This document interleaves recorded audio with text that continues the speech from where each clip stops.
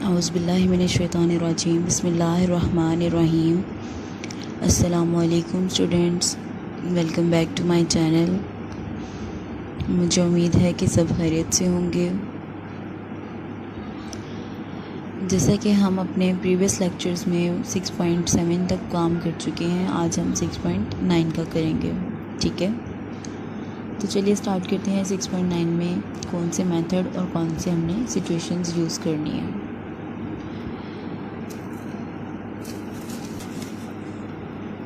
आप देख लें, यहाँ पर आपके पास चैप्टर नंबर 6 एक्सरसाइज 6.9 स्टार्ट करनी है। ऐसे neat presentation, blue marker use किया करें प्रेजेंटेशन के लिए। ठीक है, इस तरह से प्रेजेंटेशन पे जब फोकस करेंगे तो आपका आगे 9-10 की बेस तक आप सेटल्ड हो जाएंगे, इतनी मेहनत नहीं करनी पड़ेगी। अंडरलाइनिंग साथ साथ क्या करें। अब यहाँ पर आता है question number 1, find the solution set, यानी कि आपने सॉल्यूशन सेट जो है वो फाइंड करना है यूज़ करते हुए मेथड कौन सा, इक्वेशन द कोफिशिएंट। कोफिशिएंट किसे कहते हैं, पहले हम इसे अंडरस्टैंड कर लेते हैं। ऐसा वेरिएबल जिसके साथ कोई ना कोई नंबर लिखा हो, सपोज ऐसा वेरिएबल जिसके साथ कोई नंबर लिखा हो उसको हम कहते हैं ये कोफिशिएंट है। ठीक है, अब बात आती है सॉल्यूशन सेट की। सेट का चैप्टर तो हमने पढ़ा था, उसके अंदर हम सेट करली ब्रैकेट के अंदर लिखा जाता है और सॉल्यूशन सेट यानी कि जो आंसर आ जाएगा उसको हमने इसके अंदर लिख देना। क्वेश्चन में देखना है कि आंसर किस का आना चाहिए। आंसर हमेशा उसी का फाइंड होगा जो अननोन नंबर होगा। तो अननोन नंबर क्या होता है क्वेश्चन के अंदर, एक्स और वाई ये दोनों अननोन नंबर है, यानी कि हमने इसको इस तरह से सॉल्व करना है कि इन दोनों के आंसर आ जाए और वो हम अपने सॉल्यूशन सेट में राइट डाउन कर लें, एक्स और वाई के। ठीक है, तो चलिए स्टार्ट करते हैं इसका क्वेश्चन नंबर 2 से। क्वेश्चन नंबर 1 भी क्वेश्चन नंबर 3 की तरह है, तो इसलिए मैं वो आपको करवा दूँगी। 1 वाला फिर आप खुद करेंगे। 2 वाला पार्ट आपके पास है X plus Y equal to 2। ये हमने पढ़ा था एक्सप्रेशन कि जिस एक्सप्रेशन में इक्वल का साइन आ जाए वो हमारे पास इक्वेशन बन जाती है। तो अब यहाँ पर देख रहे होंगे कि x plus Y equal to 2 एक इक्वेशन आ जाएगी और x minus Y equal to 0 ये सेकेंड इक्वेशन आ जाएगी। तो नेक्स्ट हम देखेंगे कि सॉल्व की हेडिंग देने के बाद फर्स्ट स्टेप हमारा होता है कि क्वेश्चन को एज इट इज़ लिखना है। x plus Y equal to 2 ये फर्स्ट इक्वेशन आ गई, x minus Y equal to 0 ये सेकेंड इक्वेशन आ गई। जब हमें बात आती है कि कोफिशिएंट से आपने सॉल्यूशन सेट फाइंड करना है, तो इसका मतलब ये होता है कि आपने दोनों इक्वेशन में से या तो x को सेम बनाना है और या फिर y को सेम करना है। ठीक है, मतलब कि x के साथ जो कोफिशिएंट होगा उनके कोफिशिएंट को सेम करना होगा और उसके बाद उन दोनों में से किसी एक की कटिंग करनी होगी। जिसको हम सेम कर रहे होंगे तो बेसिकली हम कटिंग भी उसी की करेंगे।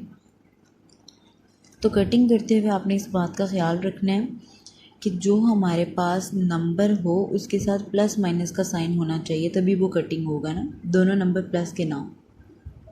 तो जब प्लस माइनस का साइन होगा या अगर दोनों प्लस के होंगे तो उनको माइनस में चेंज करने के लिए हमें तो सब्ट्रैक्ट करना होगा। तो कुछ इस तरह के हमने जो कॉन्सेप्ट हैं उनको माइंड में रखते हुए सॉल्व करना है। क्वेश्चन थोड़े से लेंथी हैं लेकिन इंटरेस्टिंग हैं। ठीक है, तो अब आप यहाँ पर देख सकते हैं कि x और x तो सेम नहीं हो सकते।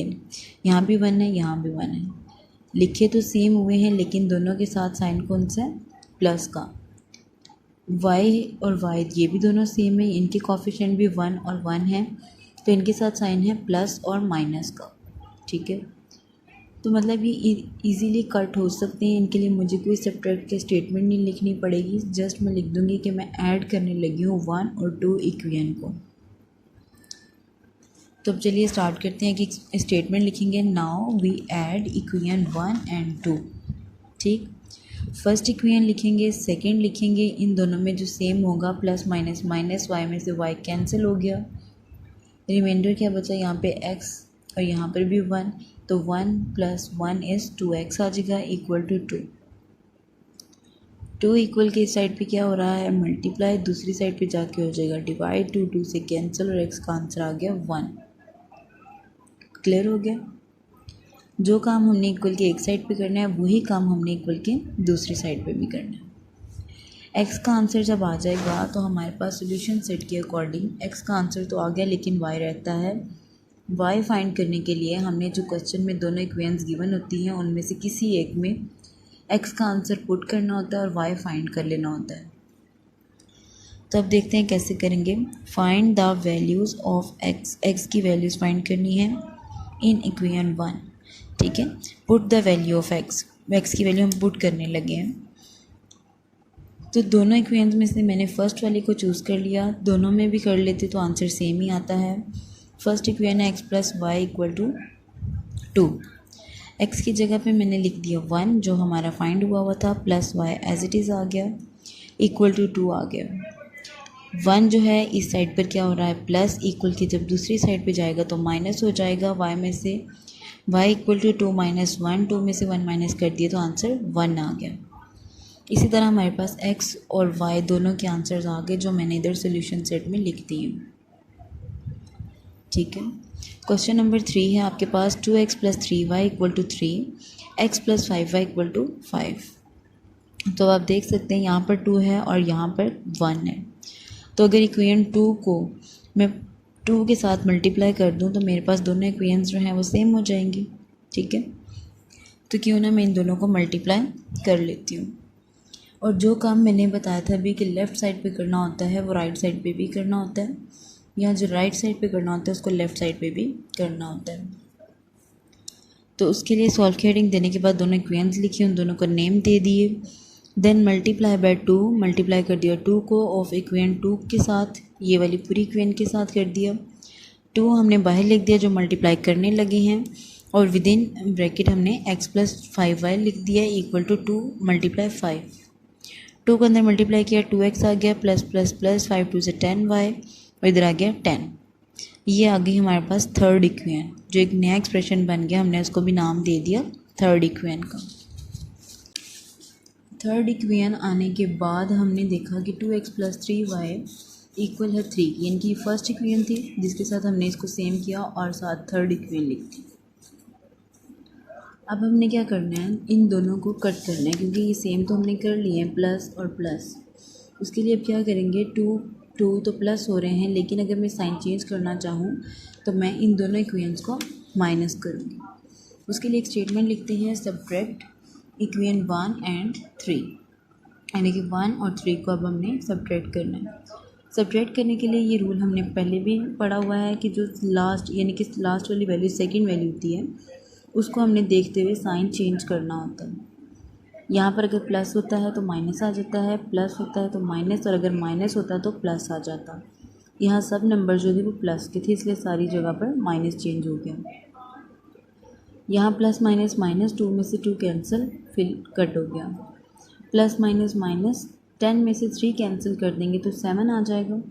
ठीक है, साइन बड़ी वैल्यू का आ जाएगा, ग्रेटेस्ट नंबर का, तो माइनस आ जाएगा। इक्वल प्लस माइनस माइनस, 10 में से 3 कैंसिल, 7 आ जाएगा। y 7 जो है y के साथ इधर मल्टीप्लाई हो रहा है, इक्वल की दूसरी साइड पे जाके डिवाइड हो जाएगा। 7 से कैंसिल, 1 आंसर आ गया। यहाँ पे आप देख सकते हैं y का आंसर 1 आ गया। सेम उसी तरह से जैसे सेकंड पार्ट में किया था कि x का आंसर आने के बाद हमने किसी एक इक्वेशन में उसकी वैल्यू पुट कर दी थी ताकि हमारे पास सेकंड वैल्यू भी आ जाए। तो अब क्या करेंगे, y की वैल्यू दोनों इक्वेशन यानी कि जो क्वेश्चन में इक्वेशंस गिवन होती है ना उनमें से हमने चूज़ करनी होती है। जो हमने थर्ड इक्वेशन खुद बनाई होती है या फोर्थ खुद बनाई होती है उसमें हम वैल्यूज़ पुट नहीं कर सकते। वैल्यूज़ हमेशा उसी में पुट करनी है जो हमारे पास क्वेश्चन गिवन होगा। तो अब देख सकते हैं यहाँ पर कि y की वैल्यू मैं पुट करने लगी हूँ इन इक्वेशन 1। ठीक है, 1 इक्वेशन ये थी 2x plus 3y equal to 3। 2x as it is आ जाएगा, plus 3 into y equal to into 1, y की जगह पे 1 पुट कर दिया, इक्वल टू 3 आ गया। 3 1 3 लिख दिया, 2x एज इट इज़, और 3 यहाँ पर भी एज इट इज़ आ जाएगा। इस साइड पर 3 जो है प्लस हो रहा है, इक्वल की दूसरी साइड पे जाके माइनस हो जाएगा। 3 में से 3 कैंसिल कर दिया, 0 आ गया।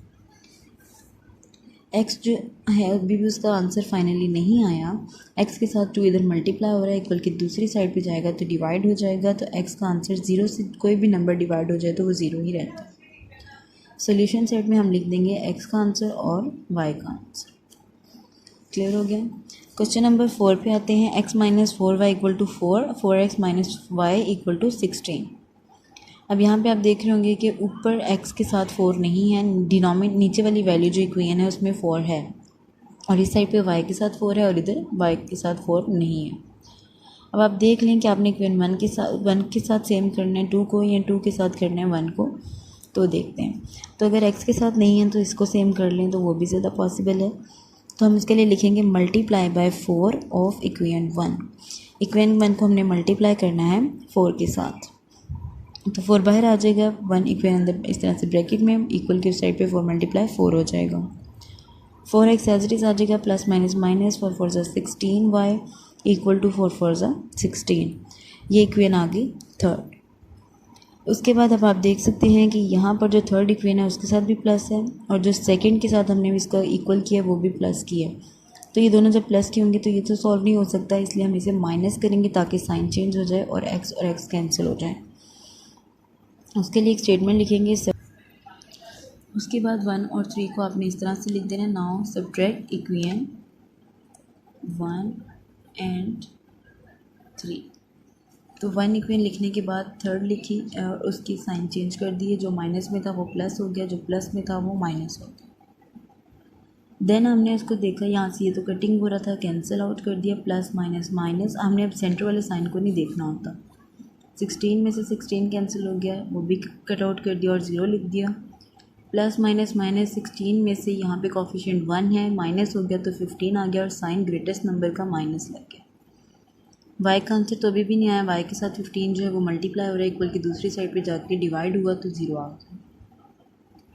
अब y का आंसर दोनों इक्वेशंस में से किसी एक में पुट करना था, तो put the value of y in equation 2। मैंने 2 इक्वेशन में पुट कर दिया।